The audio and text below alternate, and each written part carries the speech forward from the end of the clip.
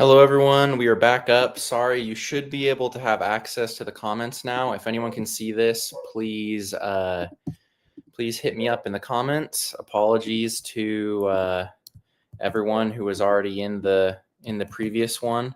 I just think that a big advantage of having all you guys here with me actively is the fact, obviously, that we can all talk together. So hopefully that will fix it.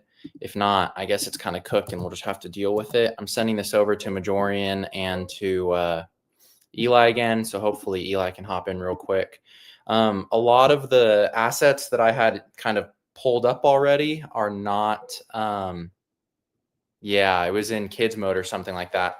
A lot of the things I was going to reference are no longer pulled up. So it'll just take me a second to pull them up really quickly while I talk with everyone. So unfortunately, it won't be quite as smooth, but I think we should be fine.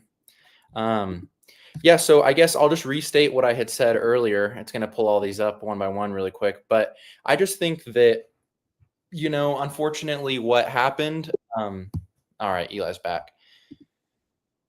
I think that what happened with Charlie, unfortunately, to a certain extent, kind of showed why what he was doing wasn't working. And so I'm going to pull up really quick something that Carl Benjamin, Sargon of Akkad, said. And then I think we'll probably go back to it once Majorian is in here, because it's something that he probably has a lot to say as well.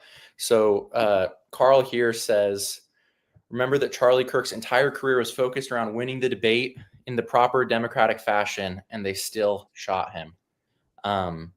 And, I see a lot of people, I saw some of my family members reposting and saying, oh, this is, they were saying, oh, this is not what America stands for. America stands for free speech. America stands for open debate and this and that. And I think that the irony is that, as that message proves, is that, ultimately, to a certain extent, those are not good or Christian things, but the way that was resolved by the murderer is obviously not correct either. But I think that it shows that that's not a solution that actually works. If you want to talk about that at all, Eli, feel free. Yeah. When I first heard that he was shot, I didn't know how bad. All I knew was that he was shot. And, I didn't think it would get to this level. I did not think that we were going to say goodbye to Charlie Kirk. But I think with the debate, right? Like, we're discussing, like, Charlie, he did all the debate. And they still took him on. And, like, we'll kind of get into it with Majorian, because I kind of have a few points that I wanted to hit. But it's like, I think my first thought was they went after Kirk. And, like, not to make fun of him or anything, it's just like, out of anyone to had gotten taken out, I would not expect Kirk to be the first guy. Well, I saw. Sorry, go ahead. What were you going to say? Sorry, I interrupted. No, that was it. Okay, I was going to say, yeah, I saw someone. They had a joke. They said, you killed the entire moderate, or you turned every moderate Republican into Mecca Hitler, was what they said. And, it's kind of true. And it's what you do when you demonize is that, or when you demonize these centrists, is that, and which is, to some extent good for us, and it's allowing us to have this conversation tonight, is that it proves to those centrists that their fence riding is not an actual solution. And it really shows them that our enemies, and to a certain extent, as many disagreements from a political perspective, from a theological perspective, from a practical perspective that I would have had with Charlie Kirk, like, generally he and I are on the same side. And there's lots of people in between us, and there's lots of people to the left of him, and on each way of that. And it's really demonstrated to all of those people, I think, how flawed that anyone, to the left of us, how inefficient and how flawed their approach to how everything is working is, or how to do politics, how flawed that is. Yeah. Because being like, there's a point with, like, because even theologically, like, I know you're on Twitter, you're probably aware of Lizzie, right? Lizzie crashing out. Mm-hmm. And like I think a lot of us entered in with a loving heart, and we still do, but there was dialogue, but after a while it became what it is now. Like with what was she doing recently? She was dressed up as Mary to mock us, to mock her. And it's like at a certain point you just have to mock them until they realize they're an idiot. Hmm. Which makes us look bad, but it's like that's the only thing that's going to get through their thick head, and Yeah. quite Well, literally thick. yeah. Well, and I think that another issue is that Michael Knowles used to talk about it a lot. I don't watch him anymore, so maybe he still talks about it, and I just don't know since I don't watch his content. But he had talked about how a lot of the genuine right wing had kind of been infected by libertarianism, meaning that there started to be this belief that it's not the government's job to do what's right. It's just the government's job to do nothing. And what that turns into is it turns into only our enemies are using power and we become afraid to use power.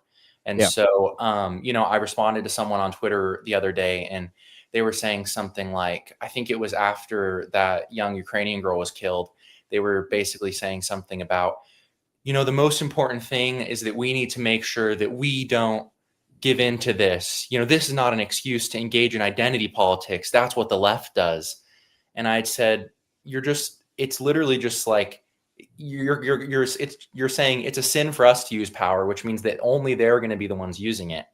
I've talked about this with some people previously. This is essentially what Pine Sap got canceled for saying, in probably not as nuanced of a way as he could have to keep everybody Mm-hmm. happy. Um, Yeah.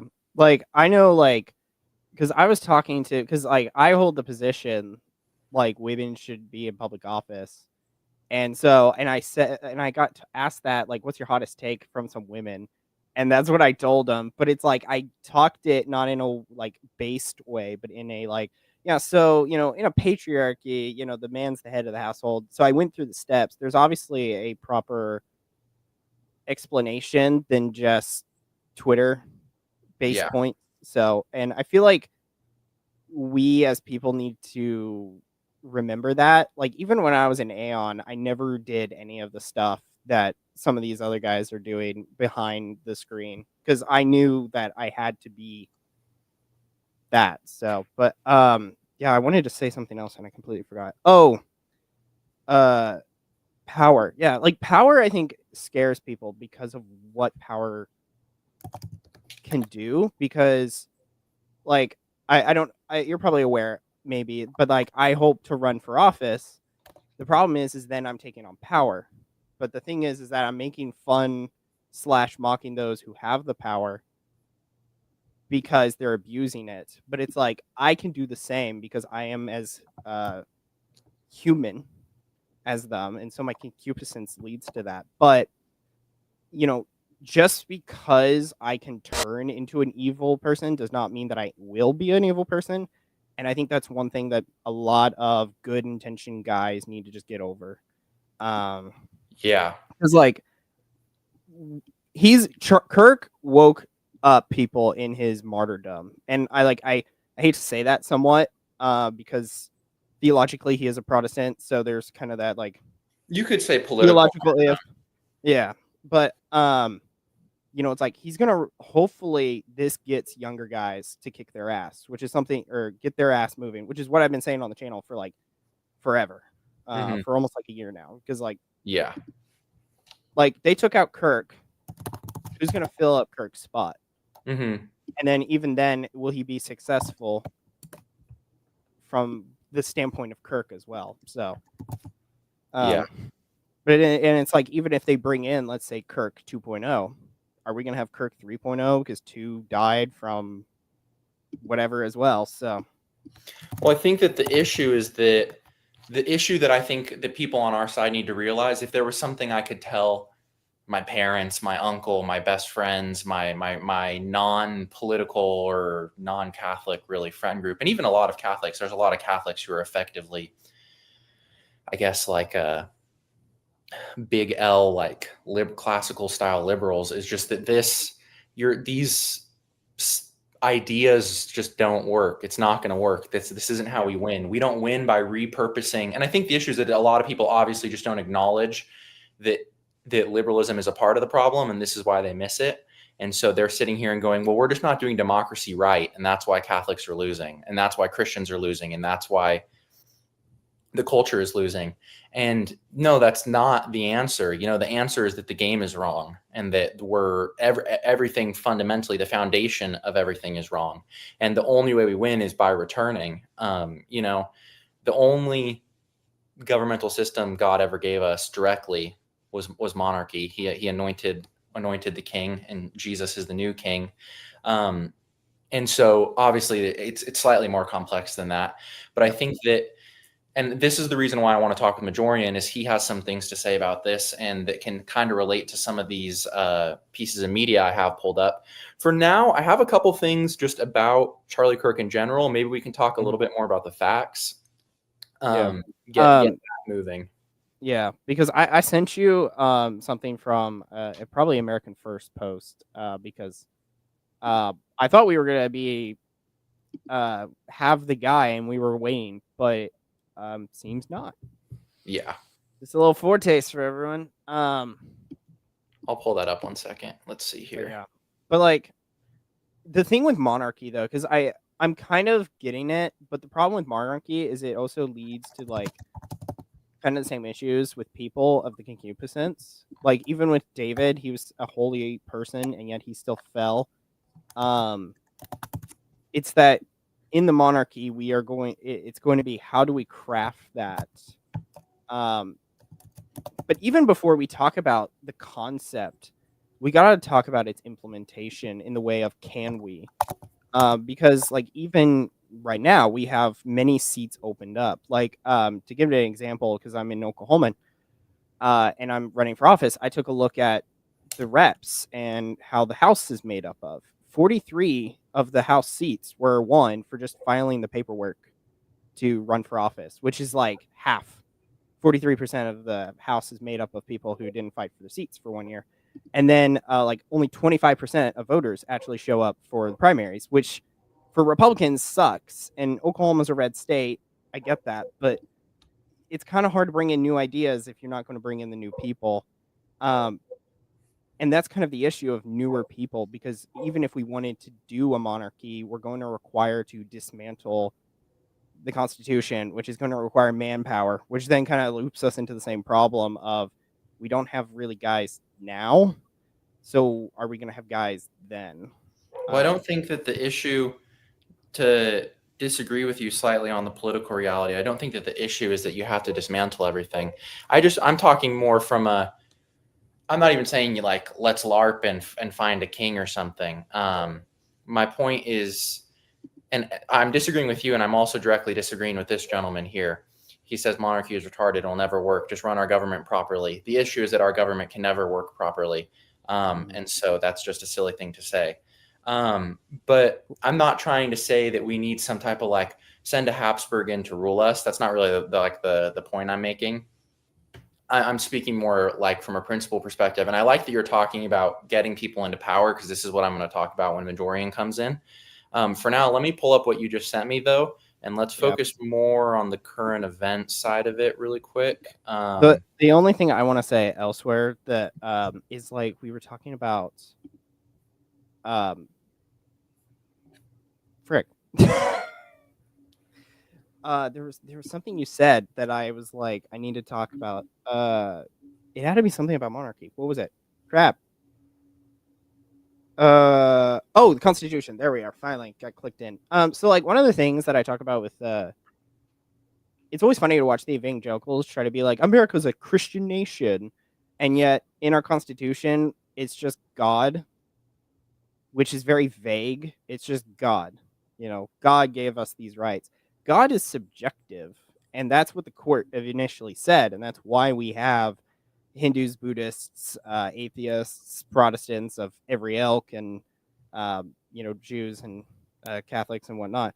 But it's like we don't have a consistent ruling or fact, and I think that's a bit of the problem. And part of that has to go like theologically. I blame Protestantism for that, because they had to say God because they couldn't say anything theologically, because then it was going to impact other Protestant faiths. And so, because Protestantism was kind of murky and kind of defined and not at the same time, so it's Yeah. All right, I'm gonna move to the to what you sent me really quick. Yeah, do it. So you can see. Okay. Yeah. This is from FBI. Unfortunately, Director Kash Patel. The subject is in custody and has been released after interrogation by law enforcement. Our investigation continues, and we will continue to release information. And then the prior message, which I should have read first. Took the life of Charlie Kirk, is now in custody. Thank you to the local, state, and authorities. I watched a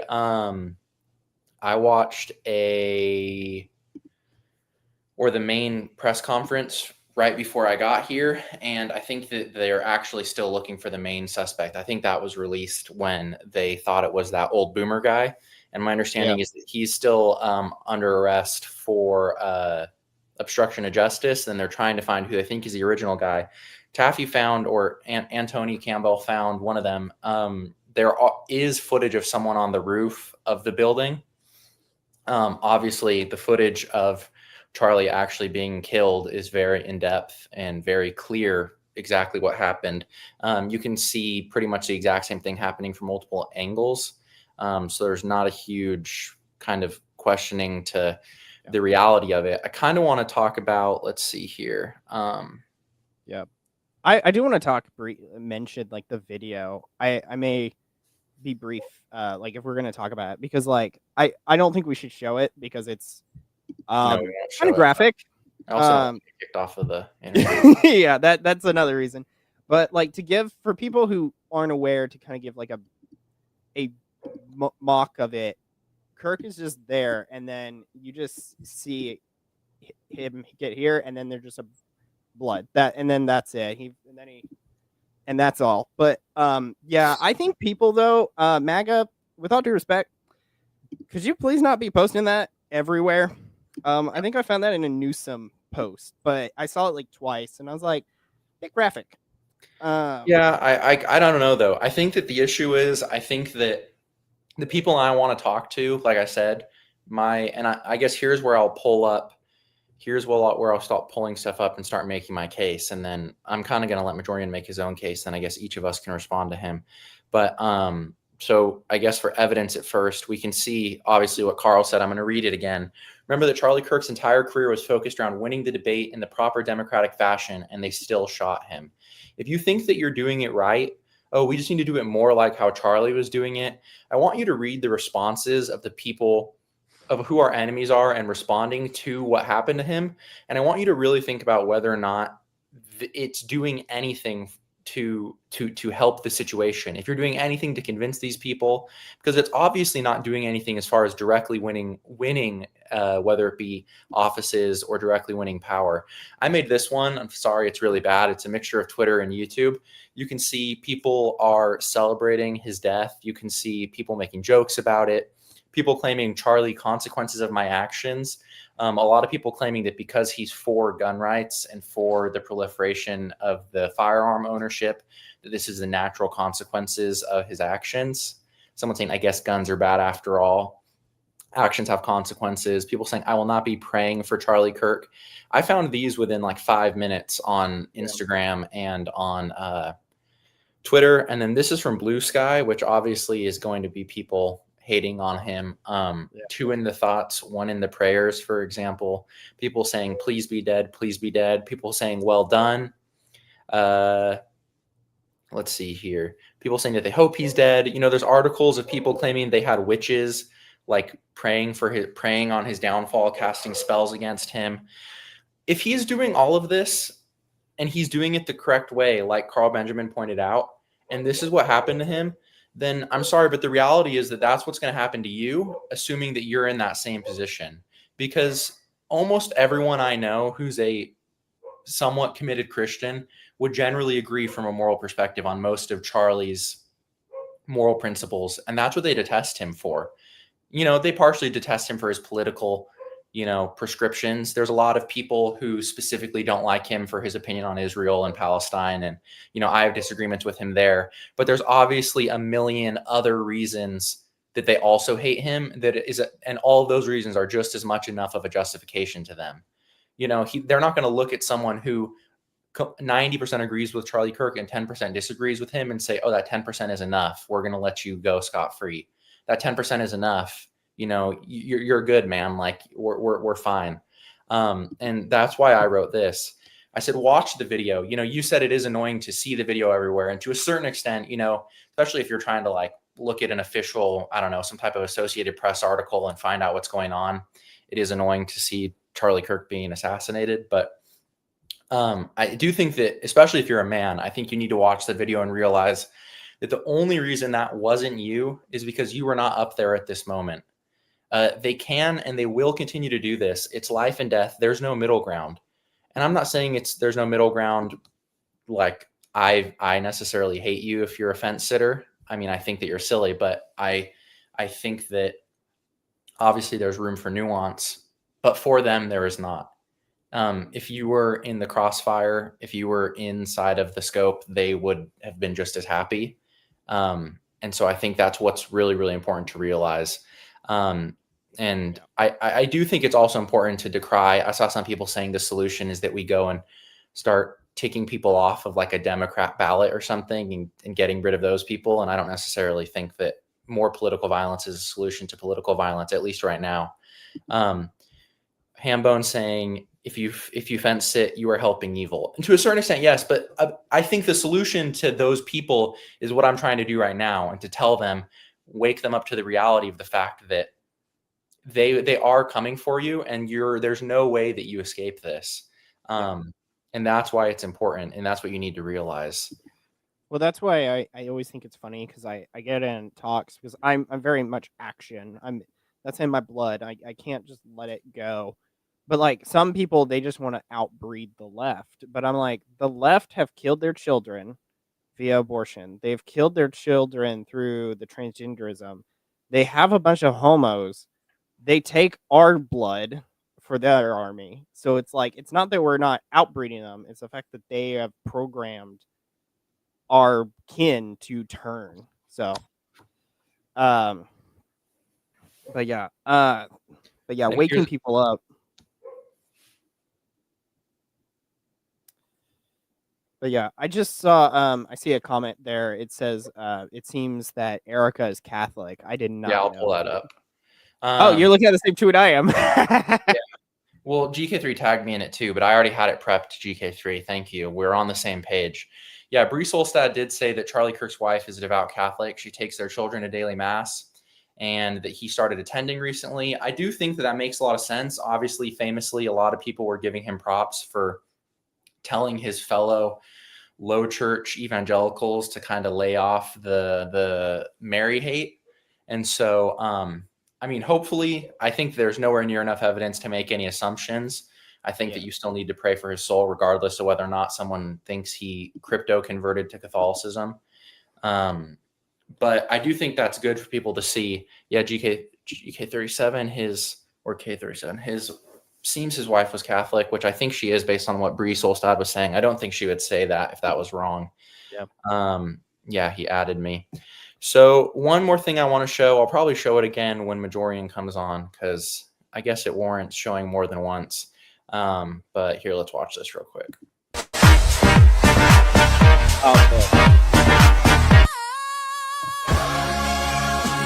I'm not saying she deserved it, but I'm saying God's timing is always right. And goodness knows the wicked's lives are lonely.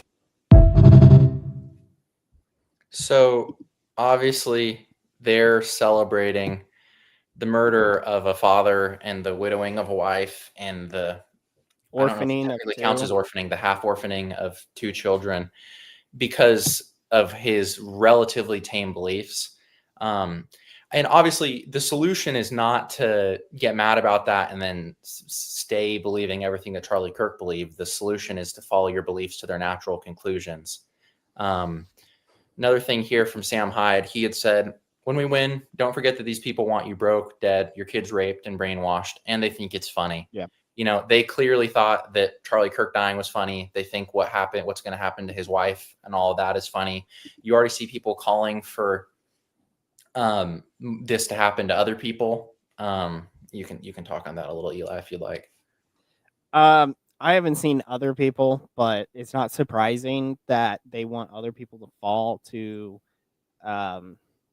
away from the world, because their messaging dies with other voices. And that's something like when we talked about they want you all dead. It's like if they take over, that is the case. Like even like I hate that I'm pulling from a superhero movie, but it's actually a really good like current day story. Captain America Winter Soldier, like Hydra doing what it's doing is quite literally what they want to do. Like they will take you out for just a simple thought. And you know, this is where Starlink, it'll be in here. You think it, you're done. Like you just think it, and that's enough. Doesn't even matter if you enact on it. If you think it just for even a second, you step even like a centimeter out of line, they'll take you on. And so like that's kind of the problem with facing kind of this evil, is like we're going to have to get a little bit more warrior like. And you know, debate is good. Like I think as a Christian response we should try to debate, but there's a few people that, like what you just showed, I don't think they deserve the debate.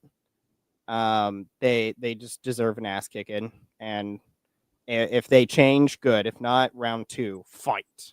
So yeah, I think that it's just important for people to realize that, you know, if it wasn't Charlie Kirk, and it could have easily been, you know, I think for a lot of wives to put themselves in the shoes of his wife, I think to realize that, and I think that a lot of them have, and then obviously that's good that they're realizing that, especially because, you know, everyone's always scared that women are what's holding us back. You know, we're going to talk with Majorian, hopefully if he gets in here soon, that from a voting perspective, it's not necessarily, that's not the biggest deal, but you know, it seems that a lot of women who are, you know, naturally very weak on this mental illness because of their, what's the word? What is it when you feel bad for people? Empathy. Because of all their overabundance of empathy, you know, they seem to be really weak on this stuff. I mean, ultimately, it's not really important what they think, but it's, you know, it's showing that a lot of them are kind of waking up to this. A lot of weaker men are waking up to this. You see everyone saying, this has radicalized me more, that kind of stuff. So, I mean, I think it's good.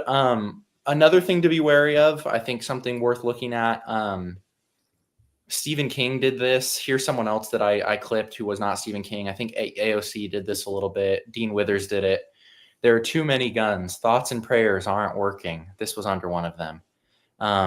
You know, some of them were saying that this is a result of gun violence, that Charlie Kirk was minimizing gun violence, and then the gun violence came and got him. You know, I'm not some crazy Second Amendment, like insane absolutist rocket launcher guy, but you know, it's obviously people are trying to obscure it, and they're trying to make it seem like it's not a political assassination, and that as like the idea that if guns were illegal, that a political assassin would have not still killed him is obviously pretty ridiculous. And so I think that's important for people to keep in mind as well. Talk about that a little. Yeah. I actually don't have anything. Like everything you said was pretty good. So how you doing, Majorian? You know, I've been better. Yeah. The man cold. Yeah, how's your cold? Well, I feel actually a lot better. It's a strange cold where usually when I get sick, like I'm out for a while.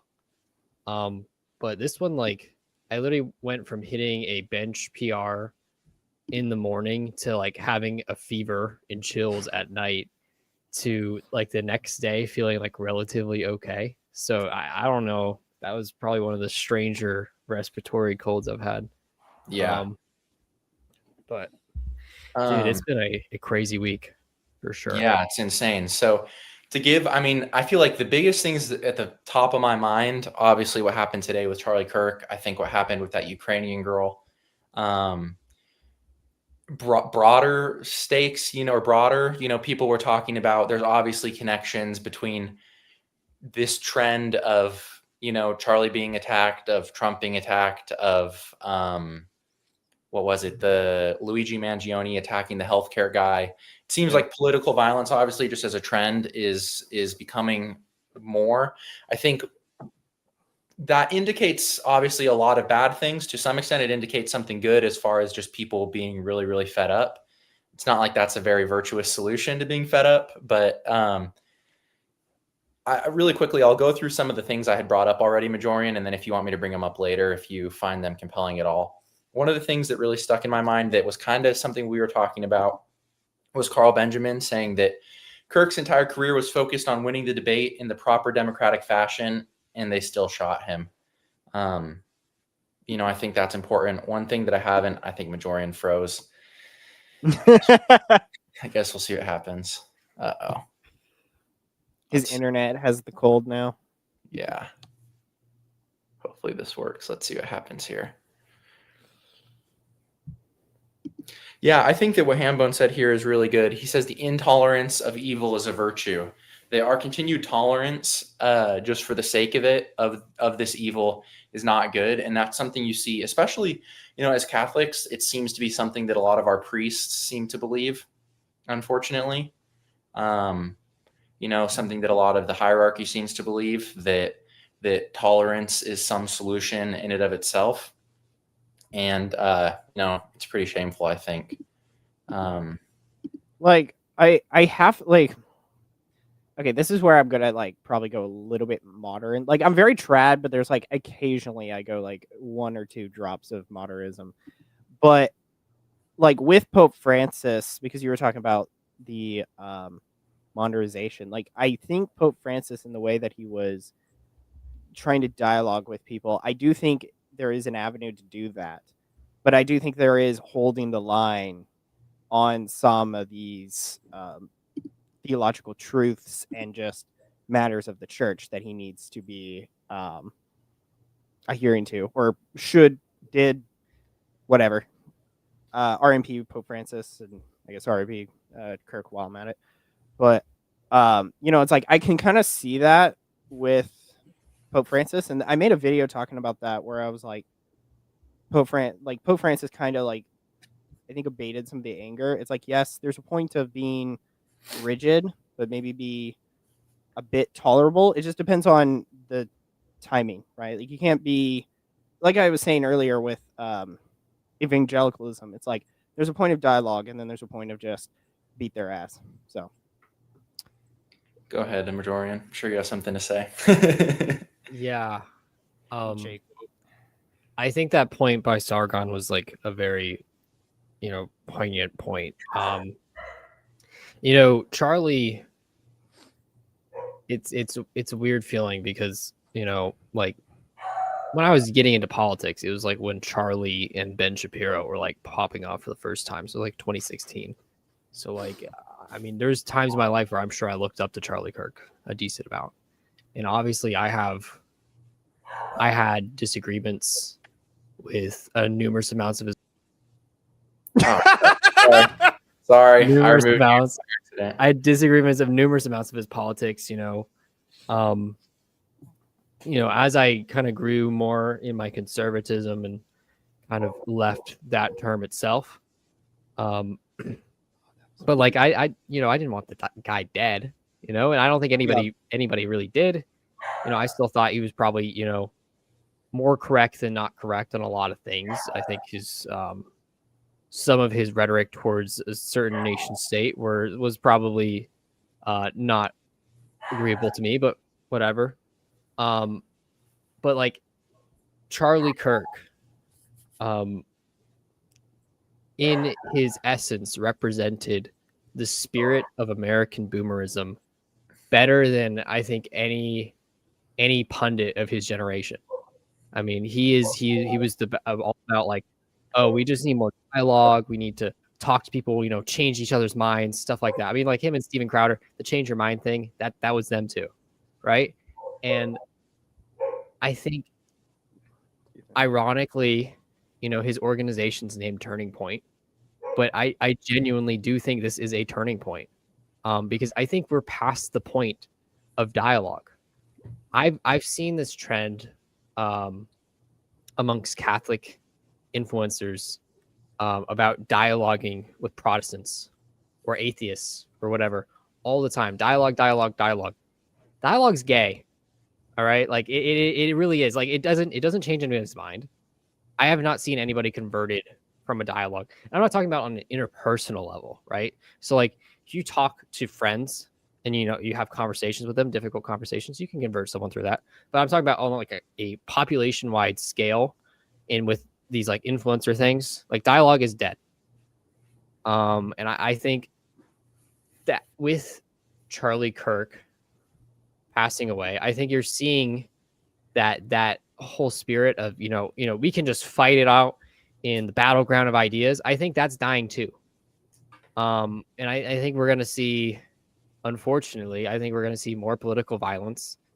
And I think things are going to have to get worse before they can get better in this case. And like I'm not encouraging violence in any form against innocent people. I don't think innocent people should be killed how Charlie was killed. I mean, his kids are going to see that video one day, and that just tears me apart.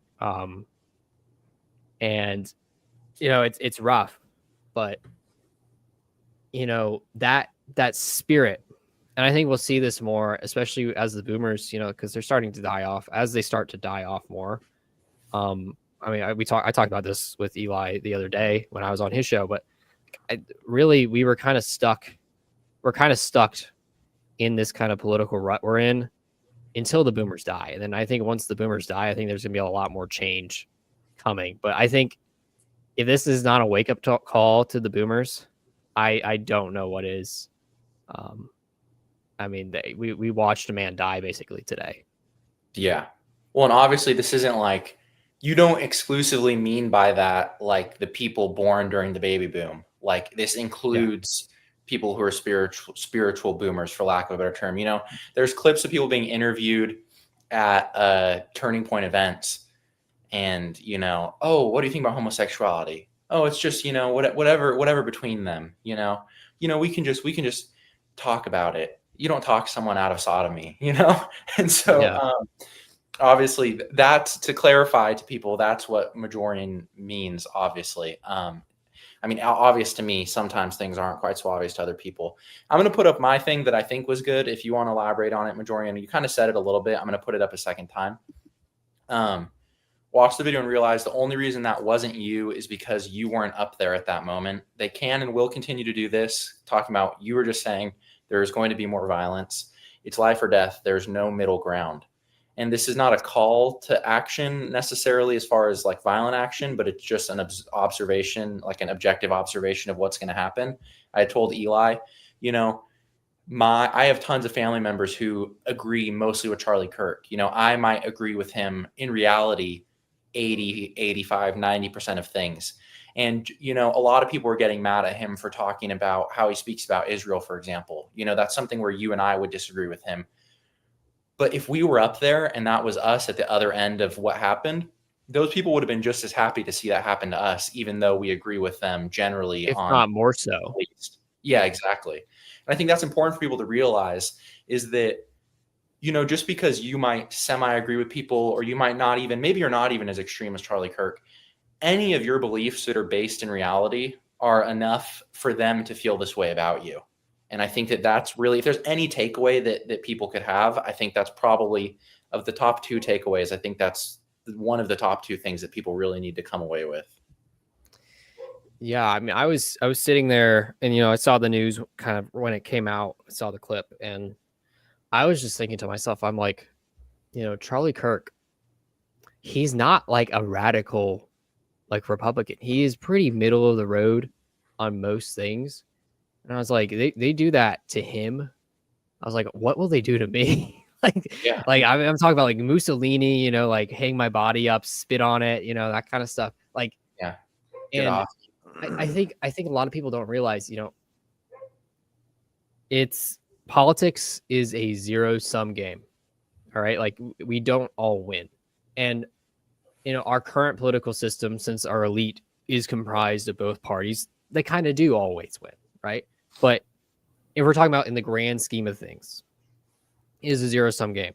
People die. And I think we've lived in, a kind of baby proofed world for too long. I think since the 1980s, where we kind of forget that death is the reality that has occurred because of politics throughout human history. I mean, just look in the late Roman, just look in the crisis of the 3rd century in the Roman Empire. You had your average emperor's reign lasted 5 years. So like death is part of politics. And that doesn't mean I'm not encouraging violence or anything like that against the innocent. But I am saying, like, I think this is a wake-up call for some people. This is not, like, it's unusual in the US, I think, as of right now. But in the grand scheme of world history, it's not unusual. And I think it's going to be coming back. And I think we're going to see a lot more of this. I mean, they tried to put a bullet in the head of presidential elect. They tried. I mean, they wanted to kill him again. I mean, it's only going to happen. It's only going to get worse. Yeah. I mean, I work in politics, and like I sometimes you're like, and like the reaction I think a lot of politicians will have is like fear, right? They won't want to do anything controversial because they're like, well, if they got Charlie, they could get me.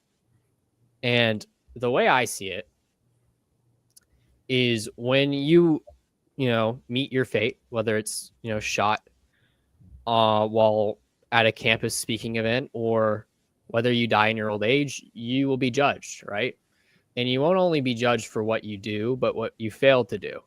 And you can choose to be a coward and live a long life of cowardice, or you can choose to live a shorter life of glory to the creator. And those are your choices, right?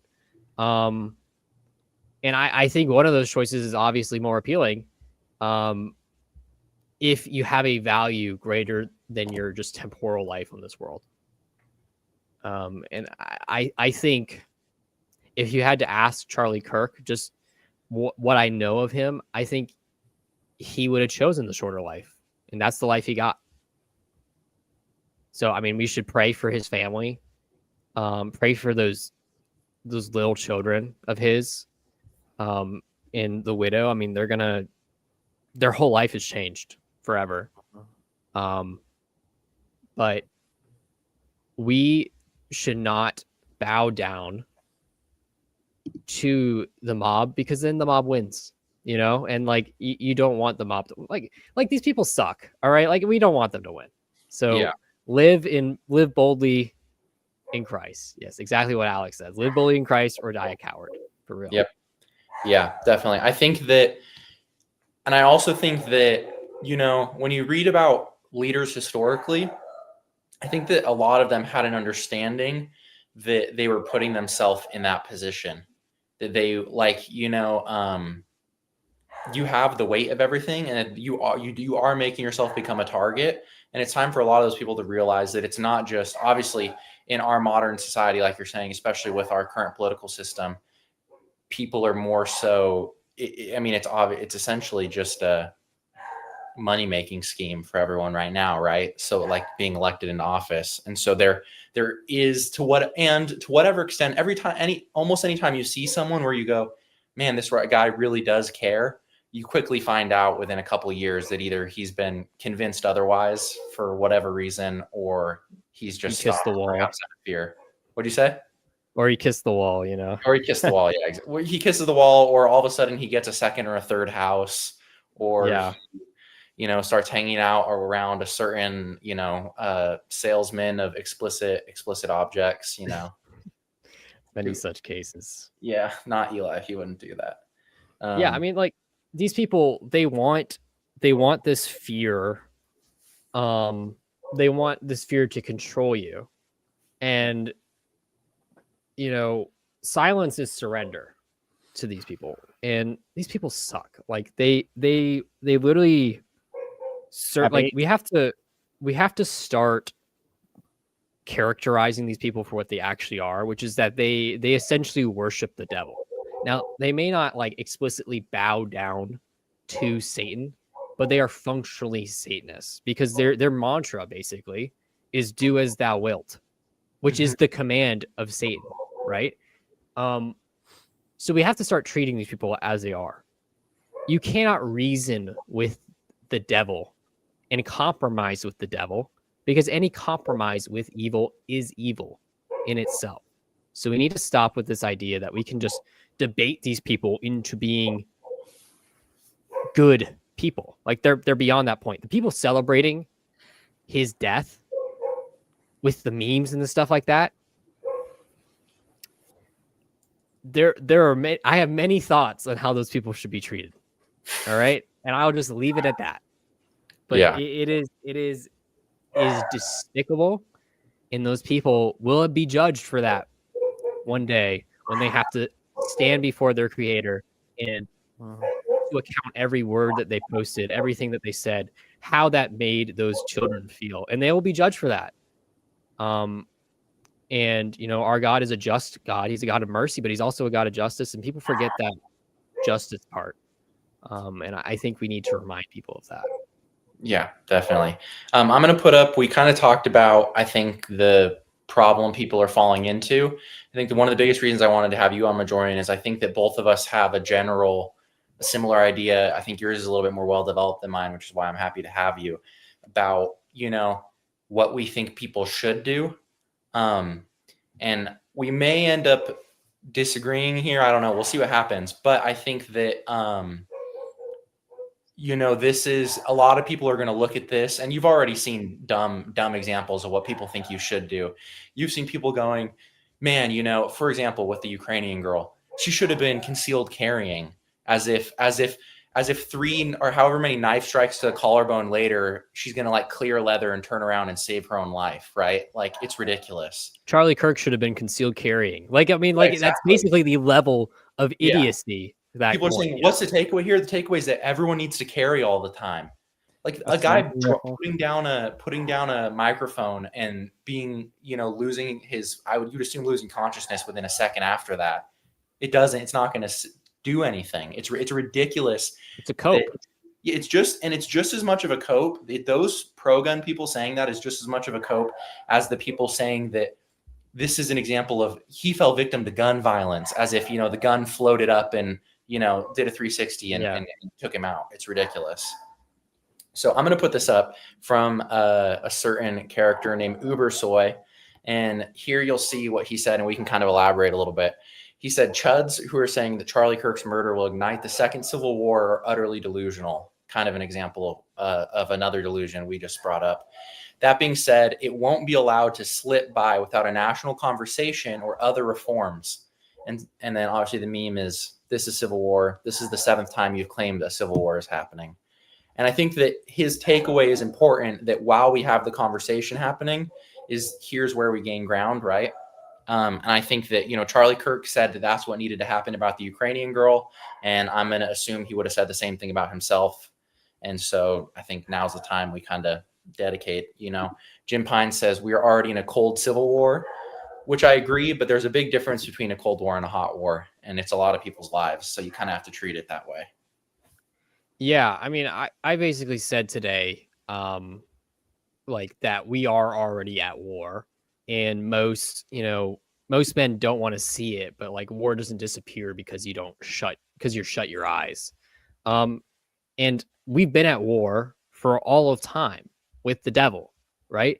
And this is just another kind of battle in that eternal crusade, a new crusade, one might say. But like it is, we're at a conflict, right? And you know, this is where, you know, if you look throughout history, and obviously, you know, I'm a student of elite theory. I've talked about it before.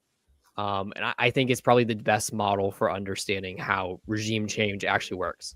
If you look at history, one of the preconditions typically for a change in the elite is a loss in legitimacy from the old elite. And I think we are currently living through that right now.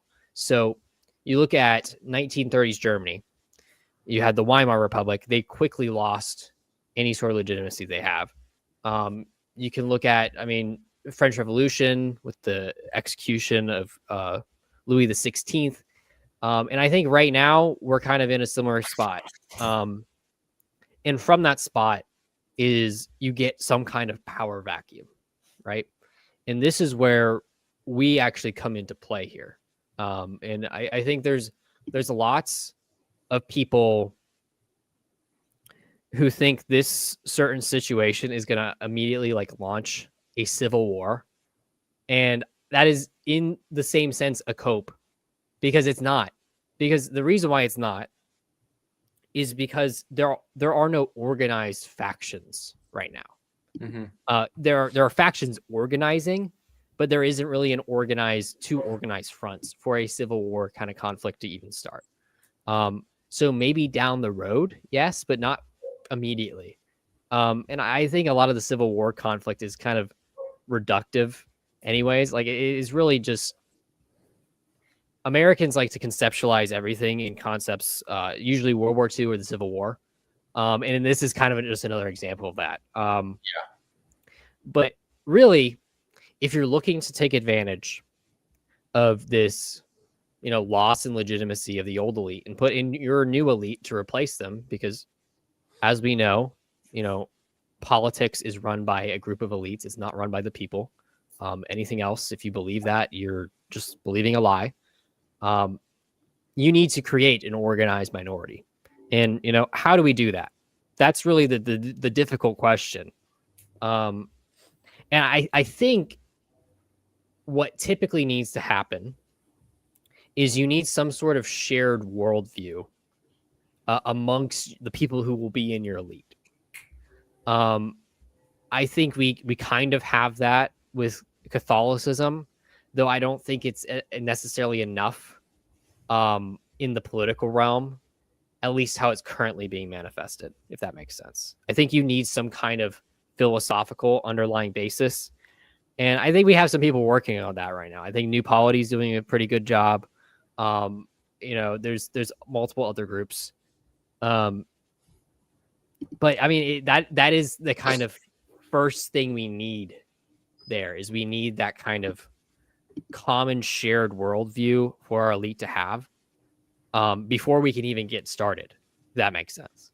Yeah, I think that, and then I'm going to say something and I'll let Eli talk, because he obviously, as someone who's looking at running an office, has some firsthand thoughts about this. And then obviously you, as someone who knows all about running for office, also has firsthand thoughts about it. So I, as the guy who knows nothing, will give my take first, and then I'll let you guys who know more.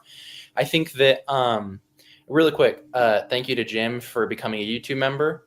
And thank you to Hambone. He was saying we're not in a Cold War. We're too cowardly to fight back, which is kind of what, Majorian just agreed with.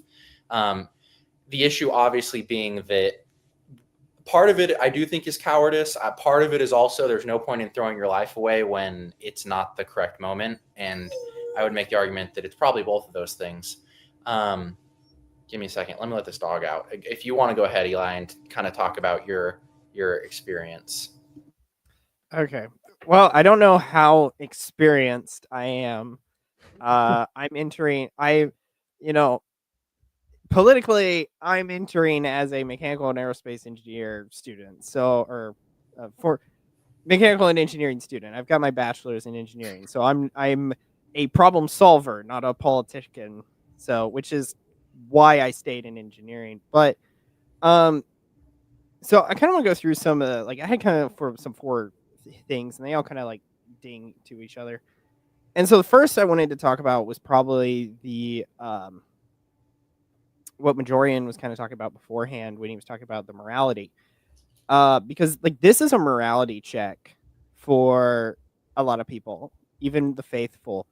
When the school shooting happened, Jen Psaki was so going after gun control in one tweet. She was kind of kind of crashing out on it, and I wrote it saying like those who don't think of tomorrow or the next life freak out over death, because death is the end and we don't consider it to be the end. And so with that, we believe in something more later. And because of that, we have the hope in a better tomorrow, even if it is not a better tomorrow materially or temporally is wrong, untemporally. We believe that. But in doing the morality check, for today is a sombering event that every day is your last day. And because of that, I better not see an in. Just go ahead. Let's move on. True. Keep going. Keep going. Okay. Anyways, so Disavow. anyways, morality, Disavow evil. I'll explain it in a moment. Don't worry. There's a joke there. Go ahead. So the morality check, though, for us, because like I hope every Catholic after seeing this mess with Father and make sure all of you get your confessions in. Attend the sacraments, become a more holier people. And I understand that's hard, and we're all in our own spiritual battles, and so we're all in some places. Some are more saintly, or at least perceived saintly, but that is where the church and the sacraments and just the progress and the journey is in there. But yeah, the other thing, kind of the two-parter, is Kirk. Like, Kirk was soft. Like, I mentioned this prior. It's like, out of Kirk and all three of us, one of the three of us was probably the most radical that should have been taken out if you really want to go after who's more conservative. But Charlie had more of a reach than us, which I don't feel like anyone's really. I hope I'm not middle fingering anyone, but stats are stats. So it's just it's weird that Kirk is the target, but I guess because Kirk is more high profiled, that is why they chose it. It will be interesting. Like, we lost who we thought we had, so I highly bet it's a man. I just don't know of what race. A woman could not pull out that shot. That's Yeah, all no I'm saying. woman Like, has there's to no know shot. skills. She doesn't have the ball. Sorry, we have to make light of Yeah. it, but like, Yeah. there's just Yeah. not gonna happen. Well, it like as my joke was, it's like she doesn't have the balls to be this gun ho about it. Yeah. So, but Woman would use a knife. a woman doesn't need a knife; she just needs her words. Like, at least, like, just as an aside, I love, though, every time I think of DV, it's like at least men are honest when we do it, because we shoot the bruises, and then women just like internally stab you. Majorian's freaking out over here.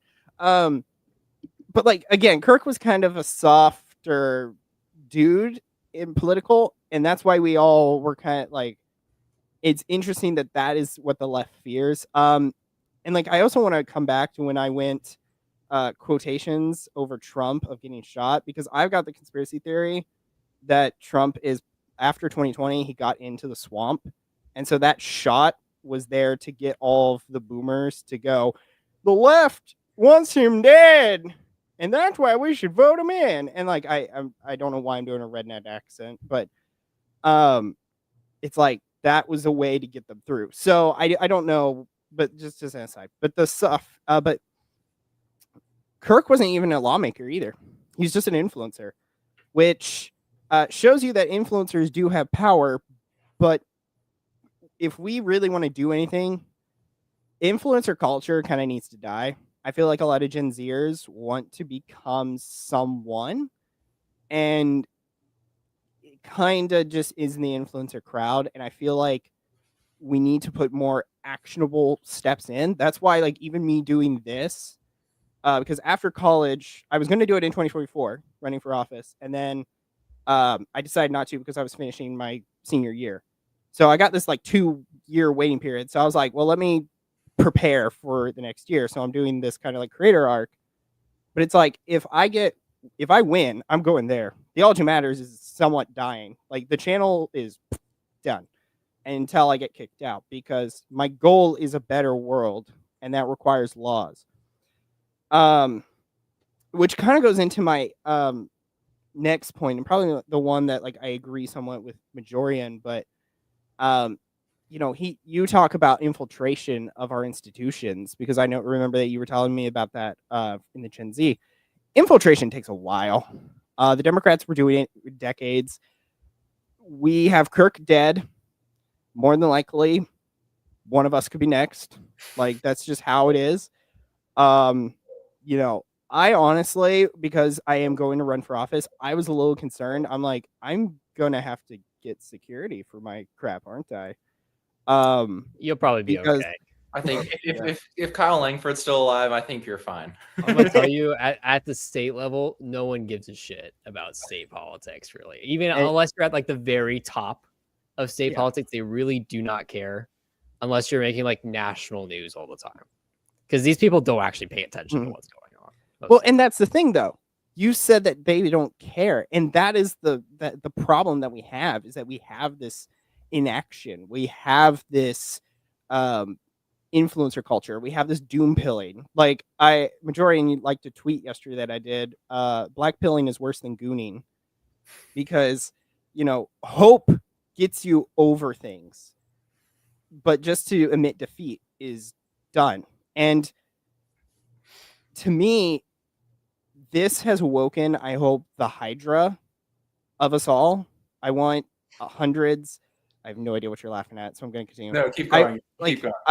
I want this like Hydra mindset, because like I'm one guy, right? And I'm going to get taken out. If I get taken out, if I get taken out, then who's going to replace me? I need more guys than just probably a illegal immigrant. Sorry. I just had to do it.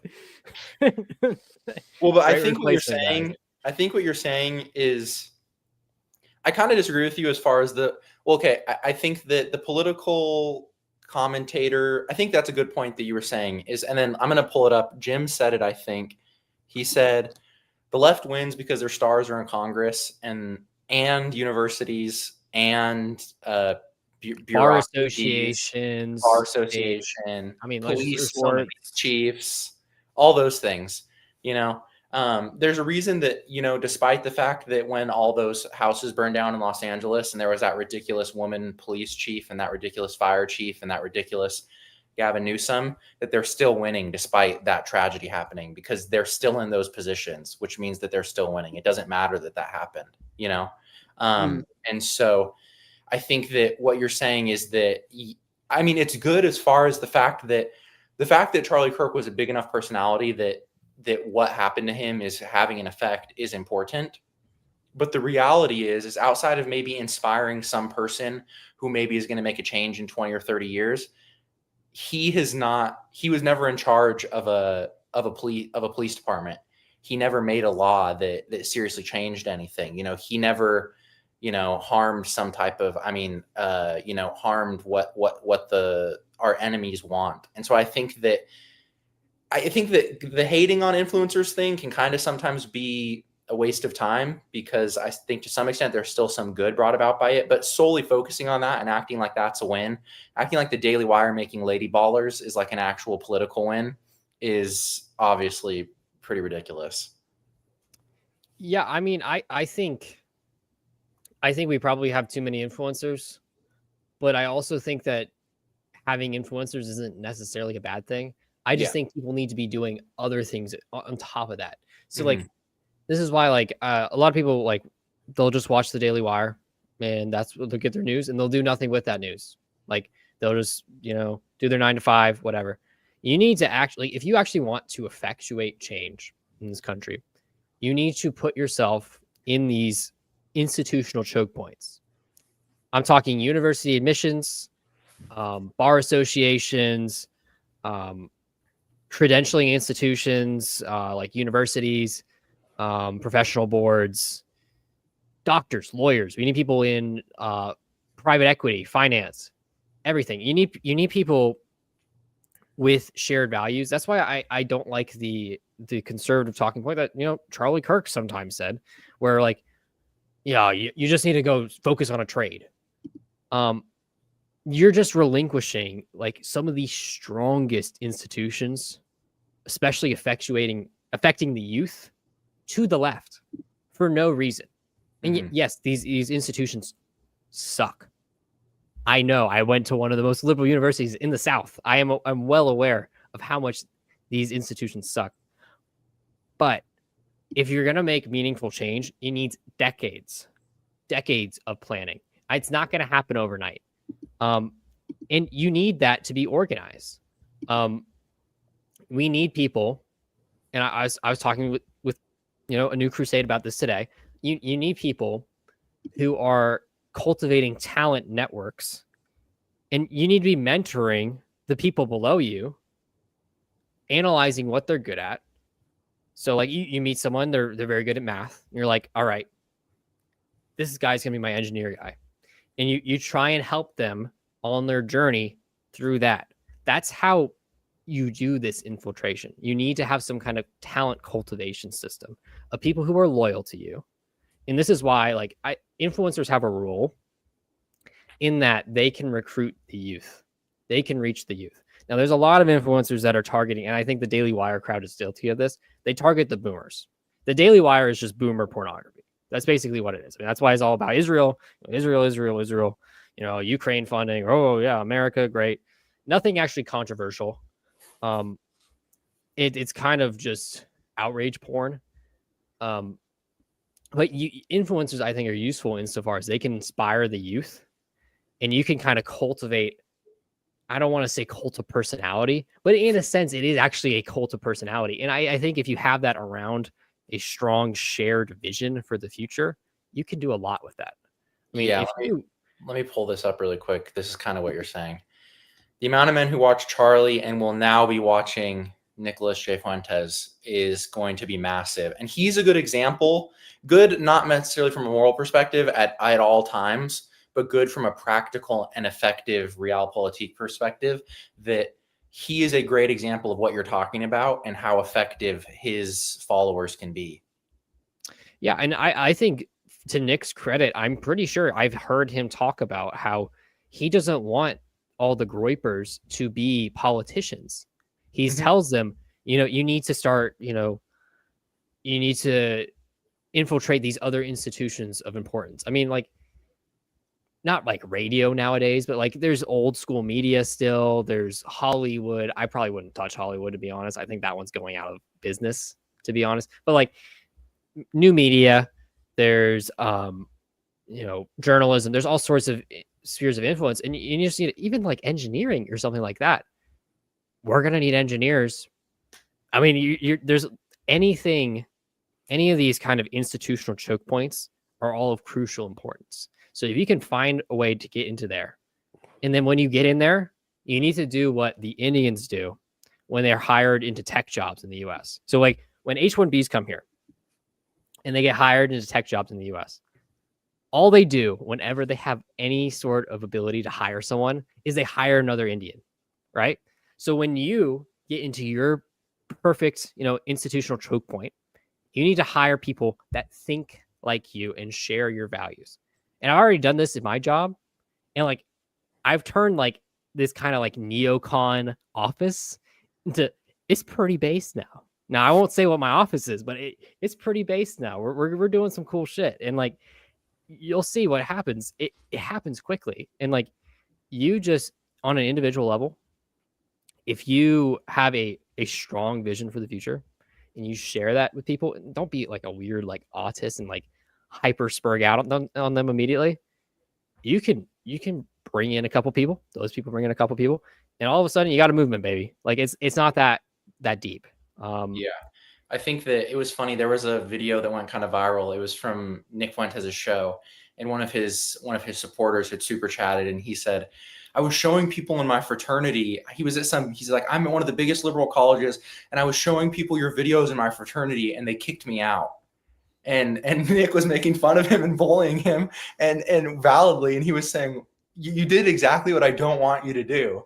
Why would you do that? You win no awards by turning yourself into a pariah.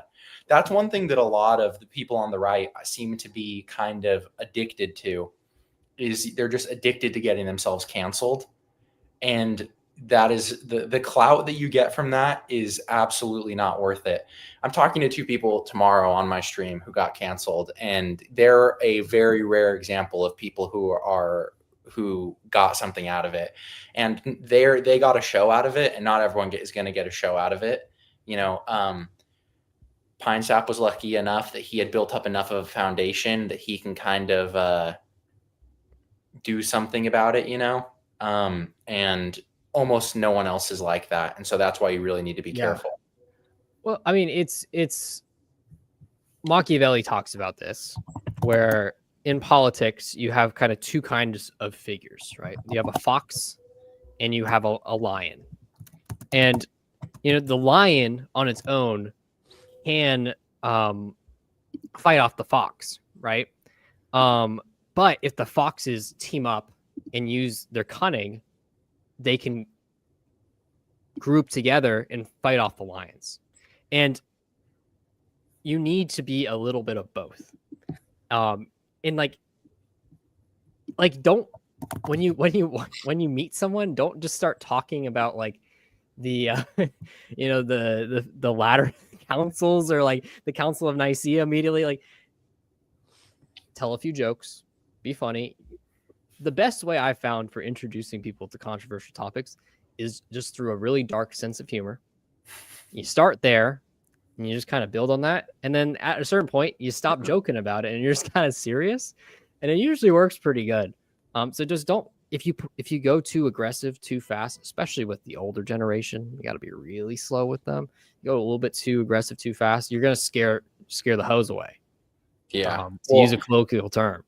Yeah. Practical thing I found too is that, you know, it's kind of cringe to be like, use the Socratic method, but genuinely asking questions, I mean, is very, very useful. You know, asking someone, I don't know, if you're trying to red pill them on like immigration, for example, be like, man, you know, like, do you think that there are too many immigrants?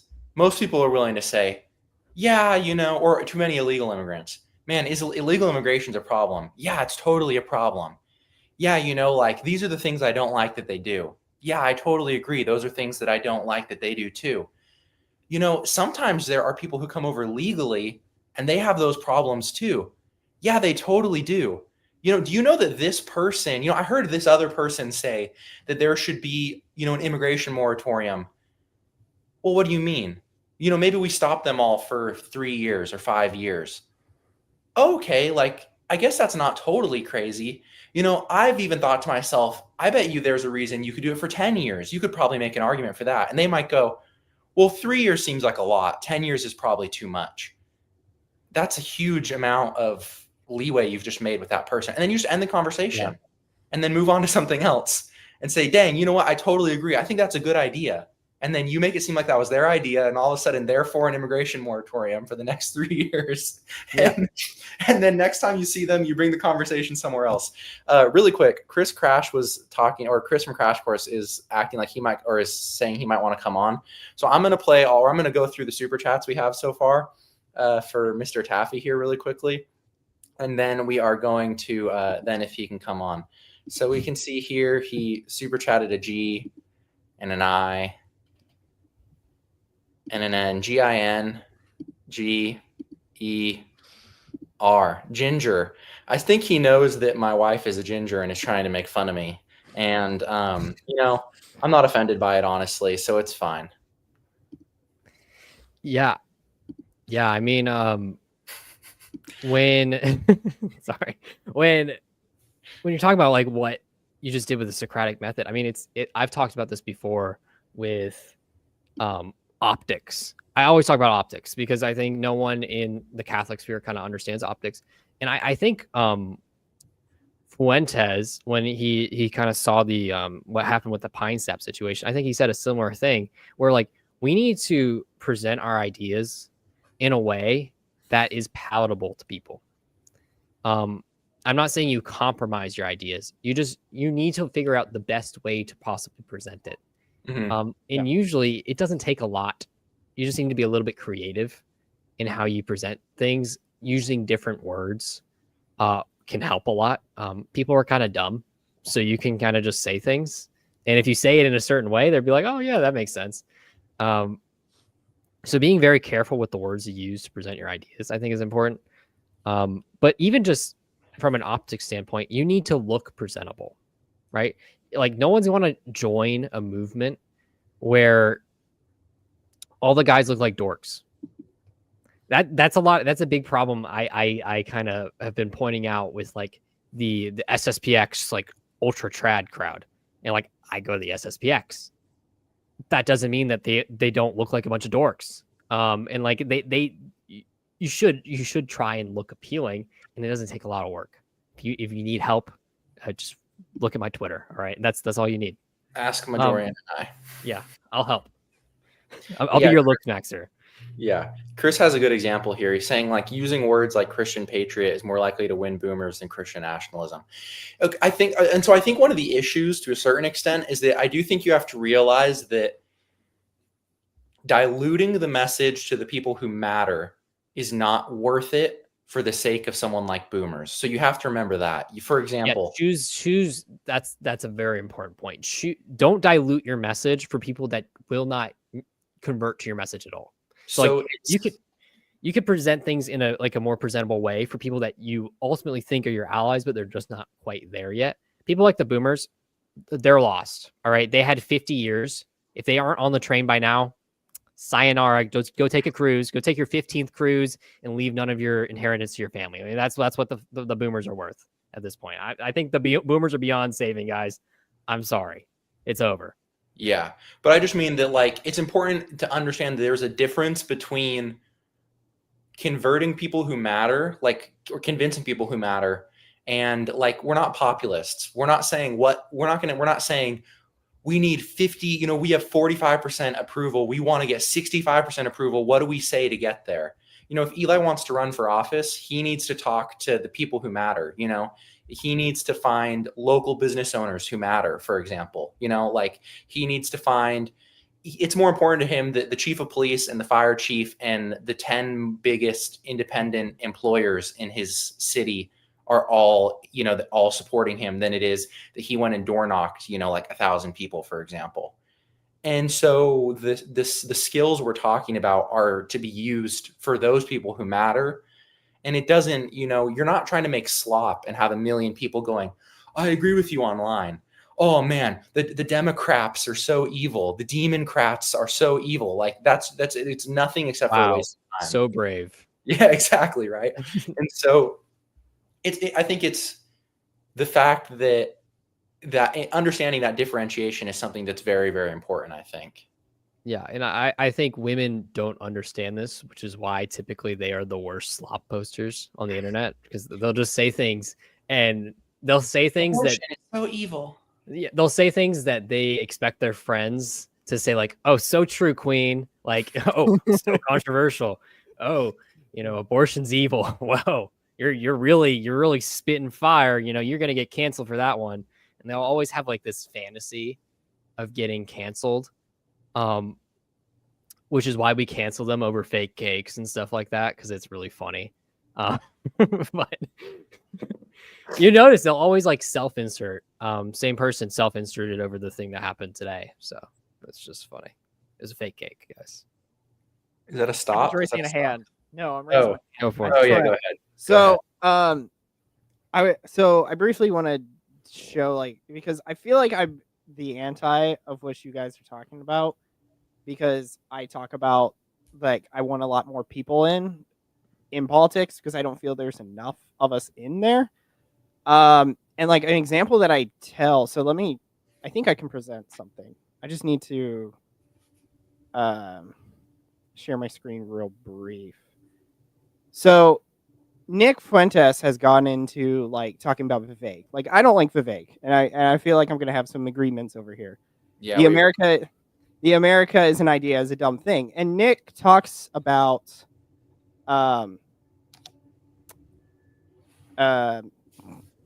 Can you present New Crusade? Can you present?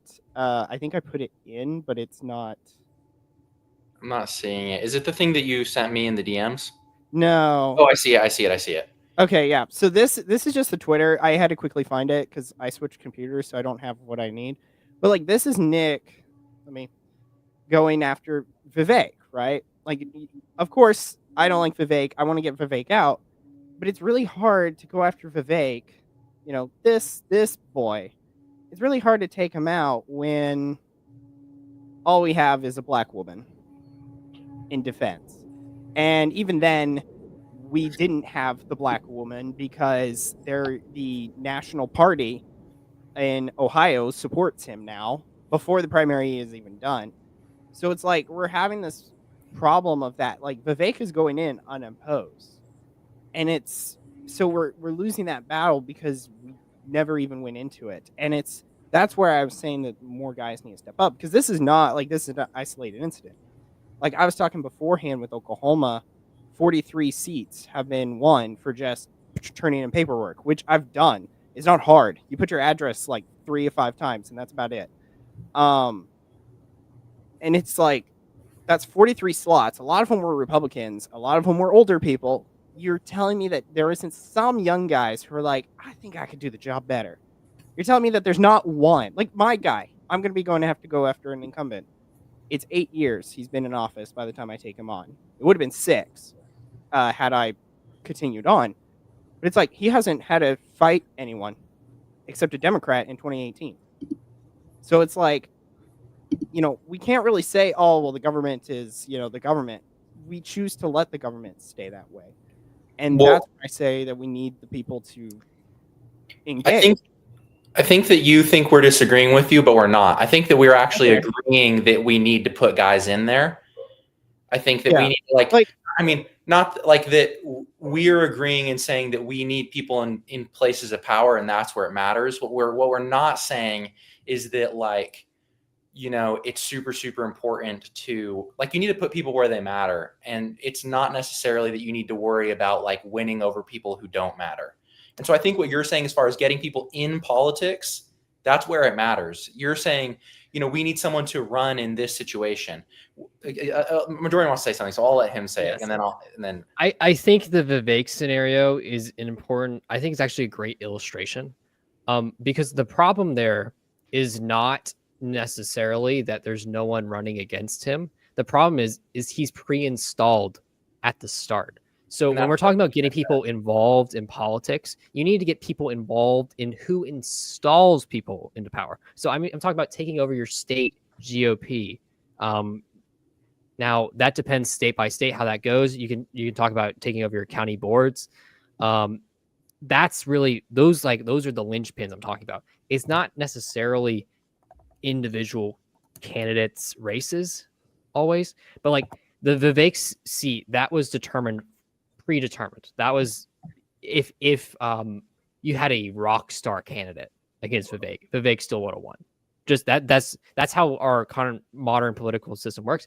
If they get the money from the state GOP, they're gonna win. It's just unless they have a ridiculous outside funding, basically. And there's certain circumstances where you can get around that. I know of a few off the top of my head. But generally, that's how that goes. So, like, when we're talking about infiltrating, that's what I'm talking about. Not necessarily in-state government itself. Now, some people, if they're called to that, they can do that, I guess. But I'm also talking about the people behind the scenes, if that makes sense. Well, it's like, but what you're kind of advocating, like, I feel like that's a bit of like the boomer talk where it's a defeatist attitude of that. Well, Vivek has all this cash. We can't compete against him. No, we can. We might lose. Like the chart. You will lose. I'm just telling you, as someone who's done this, you will. Like it's just a fact. Well, it's not being a defeatist to acknowledge, you know, how the world is. Now, in Vivek's case, like, he's a national figure. No one's going to win that seat. I mean, it's just off of name recognition alone. It's basically impossible. Well, if you don't try, we don't know. Like, Because I mean, are you saying that's just a cope, though. I mean, that really is. fine? Then I'm sucking the copium. But like, are you then saying that like David couldn't take on Goliath, right? Like you would not believe that. You would think David could take on Goliath, but for some reason, But in reality, like I I'm think just the issue is that I think you're fighting just a lose. Like you're fighting the wrong battle here. yeah. The battle you should be fighting is taking over your county GOP, which is not that difficult because if you read the GOP state rules, usually you can kind of sneak your way in there.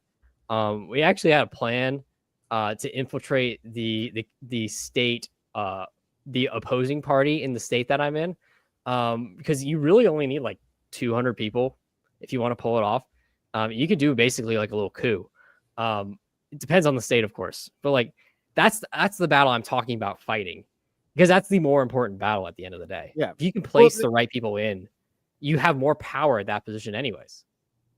yeah. Well, both are necessary, right? Like I'm not saying that we should just be Really putting quick, all really our quick. guys politically. I've got like 5 minutes really quick.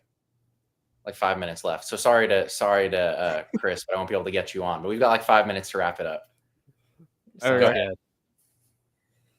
But like I'm not saying that we can't like diversify our portfolio to say that. Like we should.